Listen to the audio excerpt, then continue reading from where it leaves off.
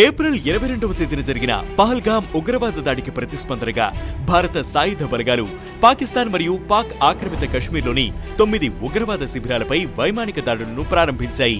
Operation Sindoor పేరుతో చేపట్టిన ఈ మిషన్లో 3 ప్రధాన ఉగ్రవాద సంస్థలైన జైషే మహమ్మద్, లష్కర్-ఎ-తోయిబా మరియు హిజ్బుల్ ముజాహిద్దీన్లను టార్గెట్ చేసింది ఇండియన్ ఆర్మీ. ఇందులో మెయిన్ టార్గెట్ బహవల్పూర్లోని జైషే మహమ్మద్ హెడ్ క్వార్టర్స్. ఇది అంతర్జాతీయ సరిహద్దు నుండి సుమారు 100 కిలోమీటర్ల దూరంలో ఉంది.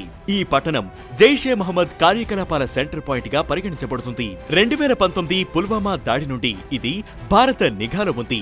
ఇక నెక్స్ట్ మెయిన్ టార్గెట్ మురిద్కే. ఇది భారత పాకిస్తాన్ సరిహద్దు నుండి 30 కిలోమీటర్ల దూరంలో ఉంది. ఇది 26/11 ముంబై దాడుల్లో కీలకంగా ఉన్న లష్కర్-ఎ-తోయిబాకు చెందిన ప్రదేశం. భారత సాయుధ బలగాలు పాక్ ఆక్రమిత కశ్మీర్లో కూడా దాడులు చేశాయి.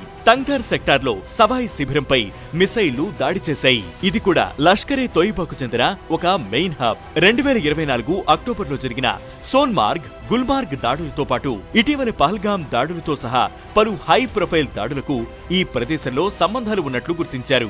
లైన్ ఆఫ్ కంట్రోల్ నుండి 35 కిలోమీటర్ల దూరంలో ఉన్న పూంచ్ రాజౌరి బెల్ట్ లోని గుల్పూర్ ను కూడా ఇండియన్ ఆర్మీ టార్గెట్ చేసింది.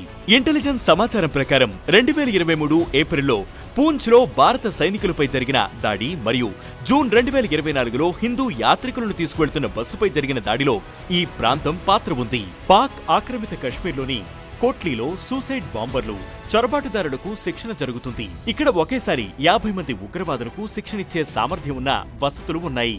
సర్జల్, బర్నాలా అంతర్జాతీయ సరిహద్దు నియంత్రణ రేఖకు దగ్గరగా ఉన్న ఈ 2 కేంద్రాలు చొరబాటుదారులకు ప్రధాన కేంద్రాలు. మెహమూనా ఉగ్ర కేంద్రం, హిజ్బుల్ ముజాహిద్దీన్ ఇక్కడ ఉన్నట్లు అంచనా వేస్తున్నారు. సిమాల్కోట్ కు సమీపంలో ఈ క్యాంప్ ఉంది. కశ్మీర్ లో చానాల నుంచి ఈ క్యాంప్ యాక్టివ్ గా ఉంది. నిజానికి ఈ గ్రూపు ప్రస్తుతం తన కార్యకలాపాలను తగ్గించినా దాని ఆనవాళ్లు ఉన్నాయన్న అనుమానాలు వ్యక్తమవుతున్నాయి. బిలాల్ క్యాంపు జైషే మహమ్మద్ కు చెందిన మరో లాంచ్ ప్యాడ్ ఇది. చొరబాటుకు పాల్పడడానికి ముందు ఉగ్రవాదులు ఇక్కడే బస చేస్తారు. భారతీయ భూభాగంలోకి చొరబడేందుకు ఈ క్యాంపును తుది ట్రాన్సిట్ పాయింట్ గా భావిస్తారు. ఇలా ఇండియన్ ఆర్మీ టార్గెట్ చేసిన 9 ప్రాంతాలకు ఉగ్రవాద కార్యకలాపాలకు సంబంధం ఉన్నట్లు గుర్తించారు.